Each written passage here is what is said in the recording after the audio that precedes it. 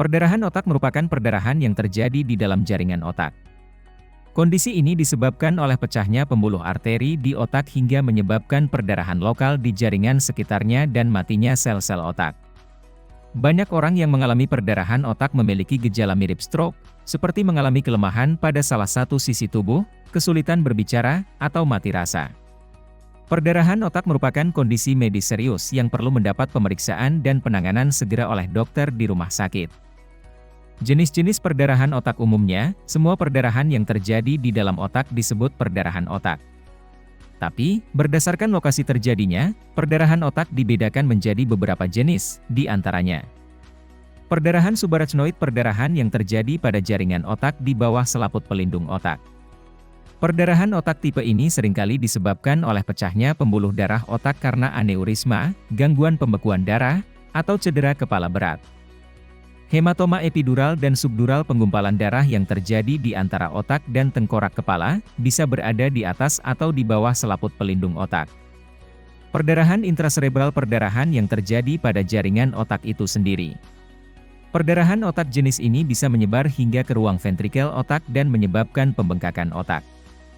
Gejala pendarahan otak antara lain: sakit kepala parah yang muncul tiba-tiba, kejang tanpa riwayat kejang sebelumnya, kelemahan pada lengan atau kaki, mual atau muntah, kewaspadaan berkurang, perubahan penglihatan, kesemutan atau mati rasa, kesulitan berbicara atau memahami pembicaraan, kesulitan menulis atau membaca, kehilangan keterampilan motorik halus, seperti tremor tangan, koordinasi tubuh memburuk, kehilangan keseimbangan, indera perasa yang tidak normal, hilang kesadaran. Penyebab pendarahan otak. Salah satu penyebab utama dari pendarahan otak adalah hipertensi, yang juga dikenal sebagai tekanan darah tinggi. Jantung memompa darah melalui berbagai pembuluh darah, seperti arteri untuk mengalirkan oksigen dan nutrisi lainnya ke sel dan jaringan tubuh. Namun agar darah dapat mengalir, darah akan membutuhkan tekanan saat mengalir melalui pembuluh arteri. Namun, terkadang tekanan ini dapat menjadi sangat tinggi. Hal ini akan menyebabkan pembuluh darah menjadi tertarik dan akhirnya pecah, sehingga darah mengalir keluar. Di Amerika Serikat, setidaknya ada 30% dari warga yang berusia 20 tahun ke atas yang terkena hipertensi. Hipertensi juga dapat menyebabkan aneurisma, yaitu suatu kondisi di mana dinding arteri membengkak dan menjadi lemah sampai akhirnya pecah, sehingga terjadi pendarahan yang parah. Kondisi ini juga dapat terjadi pada dinding jantung. Namun selain tekanan darah tinggi, aneurisma otak dapat bersifat bawaan atau disebabkan oleh arteriosklerosis, yang merupakan penimbunan plak di dinding arteri akibat kadar kolesterol yang tinggi. Kemungkinan penyebab pendarahan otak yang lain adalah cedera kepala, terutama cedera otak traumatis. Tengkorak merupakan bagian kepala yang bersifat keras, namun tengkorak tidak memiliki kemampuan untuk menahan benturan yang terlalu keras. Tergantung pada kekuatan benturan pada kepala, tengkorak dapat mengalami keretakan, dan cedera dapat mencapai otak. Ada kemungkinan tengkorak tidak mengalami keretakan, namun otak dapat mengalami hematoma subdural, atau memar dan pendarahan pada beberapa pembuluh darah yang terletak di antara lapisan otak. Cedera otak sangat berbahaya, terutama bagi pasien yang lanjut usia.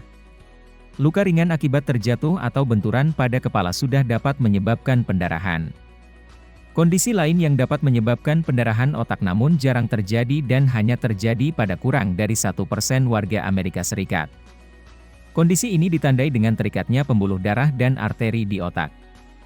Arteri mengalirkan darah kaya oksigen ke otak, sedangkan pembuluh darah membawa darah tanpa oksigen ke jantung, kemudian ke paru-paru untuk melepaskan karbon dioksida. Karena terikatnya pembuluh darah dan arteri, fungsi keduanya akan terganggu, sehingga pembuluh darah akan mulai membengkak dan akhirnya pecah. Cara mencegah pendarahan otak. Kita memiliki risiko mengalami pendarahan otak yang lebih tinggi jika memiliki kebiasaan atau pola hidup yang tidak sehat. Oleh sebab itu, kita bisa melakukan perubahan perilaku untuk menekan potensinya. Berikut adalah cara mencegah pendarahan otak terjadi pada diri kita maupun orang terdekat. Hentikan kebiasaan merokok. Merokok adalah kebiasaan buruk yang dapat memicu banyak penyakit termasuk pendarahan otak. Jangan mencoba kebiasaan ini dan segeralah berhenti sebelum kecanduan nikotin. Tidak mengkonsumsi obat-obatan terlarang. Obat-obatan terlarang dapat berpengaruh buruk karena menyebabkan komplikasi kesehatan. Narkotika jenis kokain misalnya dapat meningkatkan risiko pendarahan di otak. Menghindari cedera kepala benturan keras yang menyebabkan cedera kepala dapat memicu pendarahan otak yang parah. Oleh sebab itu, pastikan untuk terhindari dari insiden yang dapat menyebabkan kondisi ini. Misalnya saja selalu mengenakan helm ketika berkendara sepeda motor atau naik sepeda. Gunakan pula sabuk pengaman dan berhati-hati ketika mengendarai mobil. Menjaga kesehatan pendarahan otak bisa disebabkan oleh penyakit bawaan atau kelainan tertentu.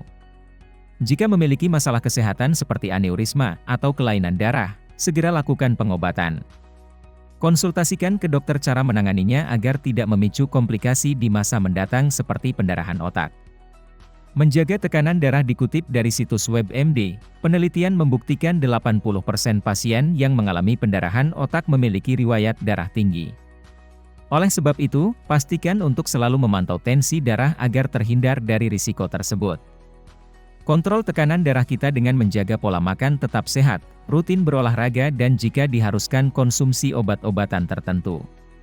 Buah dan sayuran tertentu juga bisa bermanfaat untuk menjaga tekanan darah termasuk melon, semangka dan yogurt. Mengonsumsi vitamin atau suplemen juga dapat mengontrol tekanan darah kamu. Tetapi, pemilihan produk vitamin atau suplemen tidak boleh sembarangan agar tidak berakibat negatif pada tubuhmu. Berikut adalah rekomendasi suplemen atau vitamin tambahan untuk mengontrol tekanan darah. Chlorella ekstrak daun kelor. Chlorella adalah produk kesehatan berbentuk kapsul berisi serbuk dan ekstrak tanaman daun kelor, Moringa oleifera. Tanaman kelor dipercaya dan terbukti secara turun-temurun membantu mengobati berbagai macam penyakit. Terima kasih telah menonton video ini, semoga informasi yang diberikan bermanfaat. Jangan lupa like, komen, dan subscribe serta aktifkan tombol loncengnya.